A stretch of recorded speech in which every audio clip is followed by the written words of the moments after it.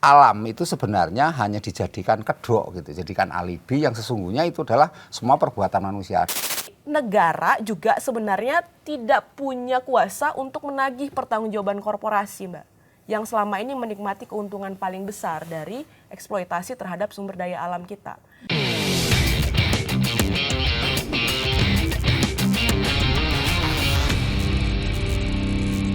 Assalamualaikum warahmatullahi wabarakatuh. Waalaikumsalam warahmatullahi wabarakatuh. Di tengah bencana pasti ada peristiwa-peristiwa menarik, termasuk kalau Anda ingin kasih bantuan, Anda juga bisa bawa macam-macam tuh. Bawa bantuan, bawa beras, bawa baju, mie instan segala macam. Nah, ini bencana yang terjadi di Sumatera adalah bencana yang sebenarnya sudah ada banyak peringatan. Ya, jadi bukan yang ujuk-ujuk tiba-tiba bencana sebenarnya. Nah, tinggal bagaimana respon yang akhirnya kita sebagai negeri yang katanya supermarket bencana tapi tetap gagap melakukan itu. Dan yang menyedihkan adalah justru yang jadi pusat pemberitaan itu adalah ada pejabat yang nenteng beras dan itu viral ke mana-mana. Ada dua narasumber yang hadir di sini, ada Pak Trubus, pakar kebijakan publik. Ya, dan juga ada dari manajer kampanye hutan dan juga kebun Walhi Nasional ya, ada Mbak Uli Artasiagian. Makasih Mbak sudah bergabung. Saya ke Pak Trubus dulu ya. Silakan. Gimana Pak, sebagai pengamat kebijakan publik kalau ada pejabat yang tiba-tiba nenteng beras di tengah bencana? Ya sebenarnya itu kalau saya melihatnya ya ada sesuatu yang dilanggar. Namanya itu dianggap public civility.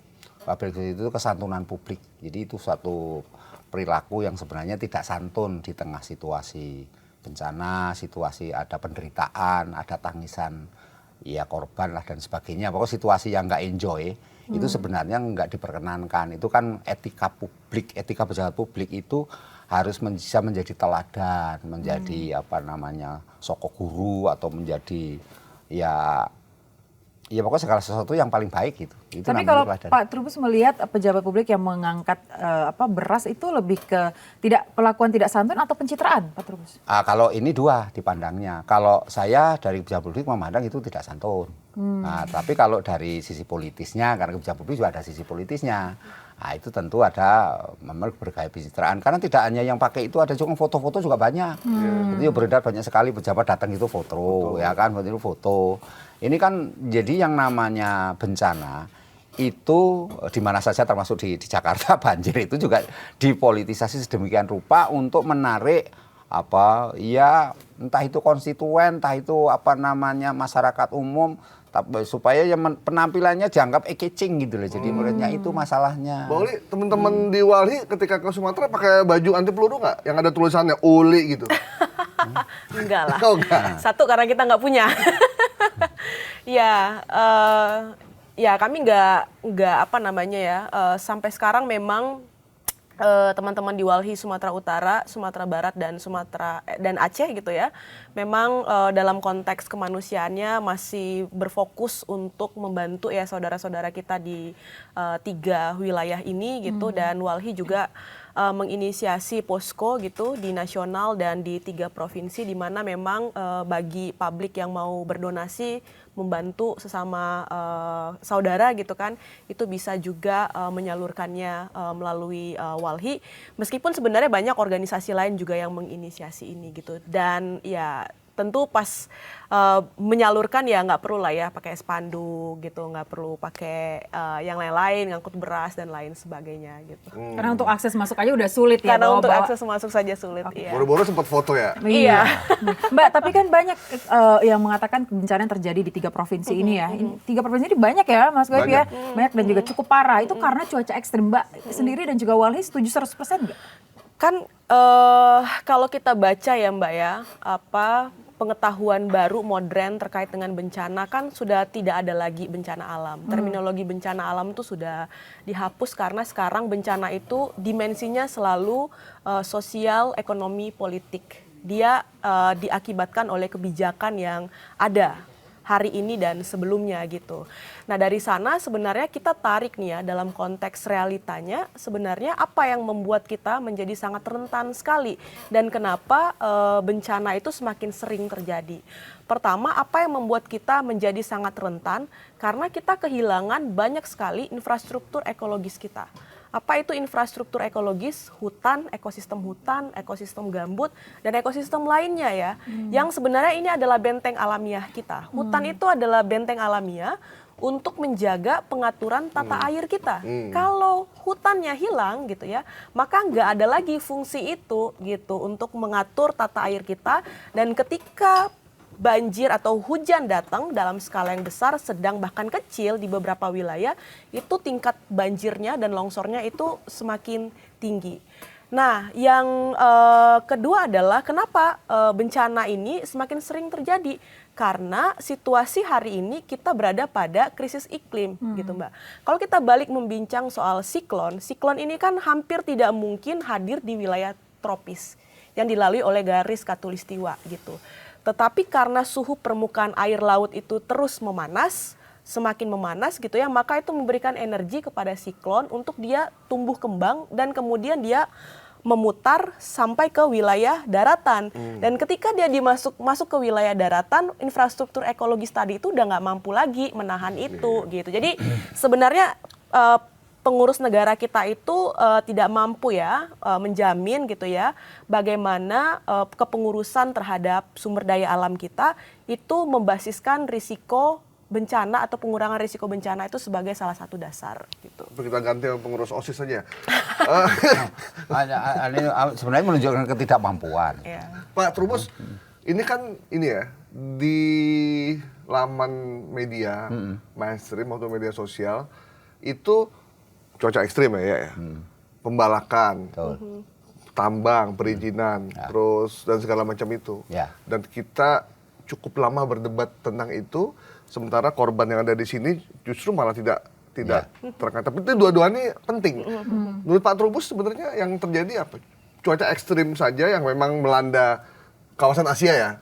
Atau memang ada pembalakan liar yang terjadi? Nggak liar sih ya? Karena tadi dikatakan ada juga dugaannya. Karena tadi dikatakan ekologis kita sudah tidak mampu lagi. Nah, kenapa tidak mampu? Bukannya Indonesia ini penuh dengan hutan-hutan gitu kan? Apa sebenarnya apa yang terjadi? Karena yang dibilang kan tadi tidak mampu, ya kan tidak mampu berarti gini itu saya melihat sebenarnya ia memandang bahwa alam itu sebenarnya hanya dijadikan kedok gitu, jadikan alibi yang sesungguhnya itu adalah semua perbuatan manusia. Dalam namanya itu antroposen itu ada satu teori mengatakan bahwa semua yang terjadi ini bukan karena takdir, bukan karena alam, bukan karena apa, tapi perbuatan kita manusia sendiri gitu. Jadi artinya apa? Baiklah namanya illegal mining, illegal logging, termasuk macam-macam jenis tadi disebut ya.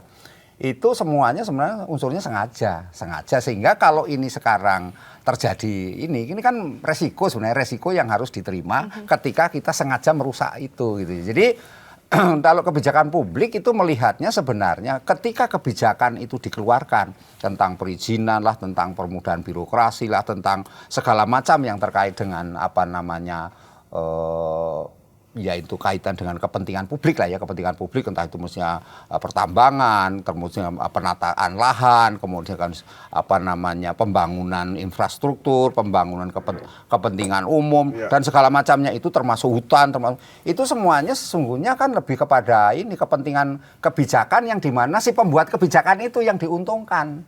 Jadi bukan publiknya. Kalau publiknya lain lagi. Publik itu dalam pengertian kebijakan hanyalah sebagai apa namanya ya kalau ada yang menyebut penyeimbang, tapi ada juga yang menyebut itu sebagai apa namanya objek dari sebuah kebijakan. Tapi apapun adanya karena kebijakan itu dibuat oleh decision maker. Nah, decision maker pengambil kebijakan ini macam-macam jenisnya. Ada kelompok-kelompok tertentu, misalnya pengusaha nih, saya mau investasi di daerah A, ini yang daerah ini masih hutan, Kang. Dia bisa mempengaruhi siapa? Mempengaruhi elit-elit itu. Ya kasih cuan lah, kasih apalah, kasih apa. Nah, itu karena itu kan sebenarnya kalau membuktikan bagaimana ya diinvestigasi, kebuka kok ini semua diinvestigasi, semua kebuka semua. bukan 7 perusahaan mungkin atau 8 perusahaan, tapi mungkin lebih dari itu juga bisa dibuka.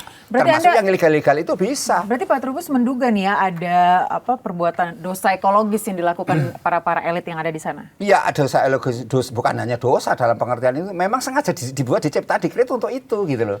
Jadi ini ada dikreat untuk itu artinya memang karena atas dasar kepentingan investasi, kepentingan perdagangan, kepentingan negara untuk pemasukan cuan negara, dan semuanya itu dibuatlah sedemikian agar kebijakan yang dibuat itu berpihak kepada kepentingan yang membuat itu gitu loh, Mas. Itu soalnya di situ. Kalau nggak, It's deeper than that ya. It's deeper than we thought. Kalau dari Wali sendiri apa sih Mbak yang udah ditemukan di sana? Iya. Emang separah itu, Mbak? Emang separah kondisinya? itu? Apakah memang ada dugaan elit itu? Karena kita tiba-tiba kaget ya, Iya. tiga provinsi sekaligus dan itu mencengangkan. Bahkan ada di Aceh, ada desa yang hilang. Iya, Iya, benar, dan yang lebih parahnya lagi di beberapa daerah di provinsi, di beberapa daerah yang ada punya kasus yang sama di mana DAS-nya, Das. daerah aliran sungainya itu penuh dengan kayu yang literally bersih yang seperti udah dipotong gitu. Apa sebenarnya yang ditemukan Walhi di sana? Jadi kami menganalisis ya Mbak ya, mengoverlapping antara bentang hutan di Bukit Barisan karena sebenarnya hulu dari luapan air itu kan ada di Bukit Barisan ya. Bukit Barisan itu kalau untuk Sumatera seperti tulang punggung. Panjang banget ya dari Panjang ujung dari ke Aceh ujung sampai ya. Lampung gitu ya. Nah, Batang Toru itu berada di Bukit Barisan. Lauser juga ya yang juga menjadi titik banjir itu juga ada di Bukit Barisan. Padahal gitu itu ya. hutan lindung ya. Iya, TNKS Sumatera Barat itu juga menjadi hulu di mana banjirnya datang. Itu semua di Bukit Barisan. Nah, ketika kita melakukan overlay terhadap landscape ini gitu ya, dan secara khusus 3 provinsi ini, kami menemukan sebanyak 631 izin perusahaan. 300? 631 630. izin ya. Mungkin Izin, ini perizinan bisa tadi izin kan yang sudah diizinkan. Iya, Oke. ya, izin. Perizinan, Artinya, bukan perizinan, artinya maksudnya. ini kan sebenarnya adalah legalisasi bencana kan. Oke, oke. Berarti hasilnya sengaja kan? Kembali lagi Ya, ke tadi yang betul, ngomongnya. dan ini sebenarnya jumlahnya bisa jauh lebih besar Nah. karena satu problem besar kita adalah akses terhadap data yang selalu tertutup, Mbak. Iya, iya, iya. Dan data itu kalau kita cek data kabupaten itu bisa berbeda dengan provinsi, data provinsi bisa berbeda dengan data kementerian. Nah, kita nggak tahu nih kita akan ngerujuk data yang mana. Sengaja bikin bingung. Iya, nah dari 631 itu sebanyak 300-an lebih itu adalah izin tambang yang legal ya. Kita belum menghitung yang ilegal. Karena di Aceh itu banyak sekali pertambangan ilegal di wilayah-wilayah hulu das yang mana 90% dasnya itu sudah rusak karena aktivitas ilegal dan legal ini gitu ya. Nah, lalu kemudian ada izin sawit gitu ya, dan kemudian ada PBPH, perizinan berusaha pemanfaatan hutan, dan juga ada proyek-proyek energi yang diklaim sebagai energi bersih. Ada PLTA Batang Toru di Sumatera Utara, di Aceh juga ada gitu ya. Nah, jadi akumulasi dari eksploitasi inilah Mbak yang membuat tadi ya secara ekologis kita itu mengalami kerentanan gitu ya.